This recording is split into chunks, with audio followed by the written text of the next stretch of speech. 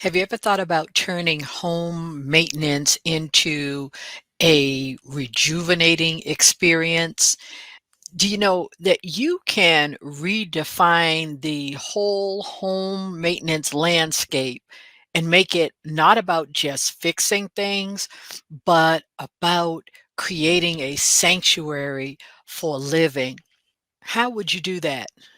You would do it by hosting a maintenance retreat. A what? A maintenance retreat. So look, I'll be the first to tell you, I cannot fix anything. I do not want to fix anything. I believe that is what maintenance and repair people are for, and they are worth every penny. But if you are a maintenance person and you want to do something that is a little different, a little interesting, than hosting a maintenance retreat is a very wonderful, different opportunity. What is it? It is where the DIY, the do-it-yourselfer meets relaxation. Now, I have gone to those events at the big box stores where they teach you how to, hammer this and do this and fix this. But as I said before, that's not what I like to do, so it doesn't work for me. But if you have people who need to have repair work done and they can't afford your service, this is a great opportunity. You get to teach them, they get to learn, and it's in a relaxed environment. They get to develop a skill and make improvements in areas while they're doing activities. The difference is you would be working with clients, but you can also do this for other people who offer maintenance services.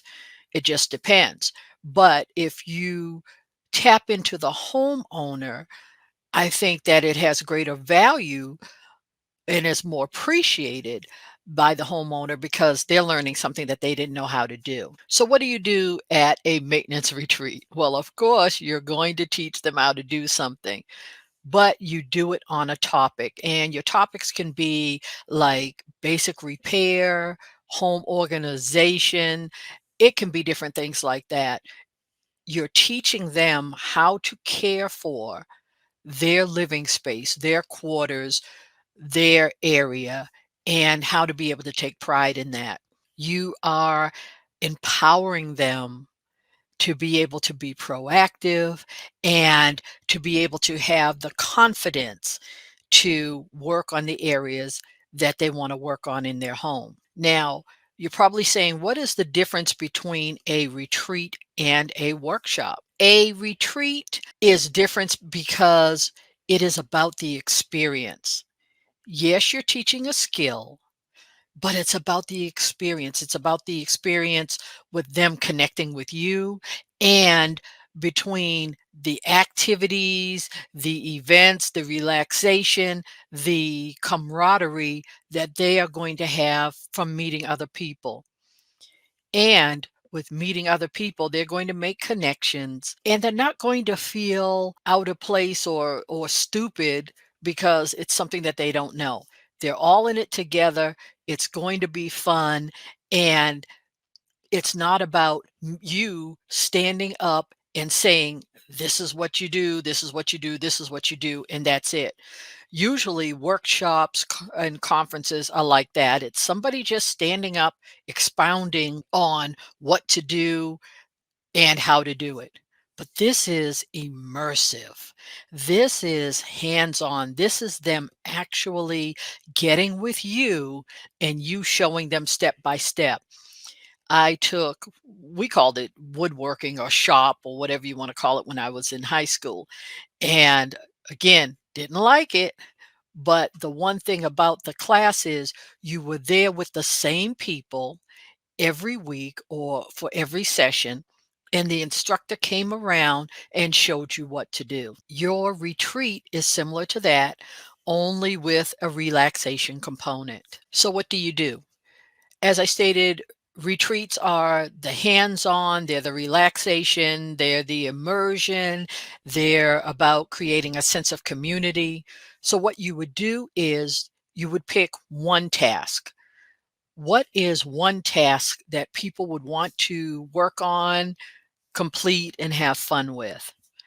So let's say your topic was drywall. What you would do is you would teach the first step. After you teach the first step, you would have them do whatever that step was. Maybe there was a hole in it or something, whatever you're going to teach. And then you all would hang out a bit. Maybe you would have lunch together. Maybe you would go for a walk or do yoga or something relaxing. It would give them an opportunity to connect with each other and connect with you. Plus, you're making it fun. If you are doing an event that is one day, you would try to break it up. So they would do a little, and then you'd have an activity, do a little more, then an activity. The main thing with a retreat is about transformation, and it's about a quick transformation. I or people don't want to have to go 6 months to get that transformation, and so a retreat is one of those things that helps them to get it very, very quickly, by that day or by the end of that week or however long it's for. How many days? You can do it for 1 day, you can do it for more. 1 day would be a VIP group, or you can do it for a 3-day or 2-day retreat. You can do it as a 2-day weekend on Saturday and Sunday and split up what you're going to teach them to do. Where do you hold the event? You can hold the event any place. You can even do it in your home if you have room and you're comfortable with people coming there. The only thing I suggest about something like that is that if you are working with women, then you have another woman there with you, your mother, your sister, your wife, somebody there with you while you're teaching. If you're a woman and you're working with men, the same thing. You want your father, your brother, your husband, somebody there while you are doing this. You always want people to be able to feel comfortable. There are hotels that are out there that you are small enough that you could either rent their meeting room, or some of them have conference rooms that are attached to the suites. How much do you charge? That is going to depend on your location. So a hotel is good, but sometimes, depending on the type of room that you get, you are going to have to pay upfront to book it. So definitely the meeting room space, you're going to have to pay to book.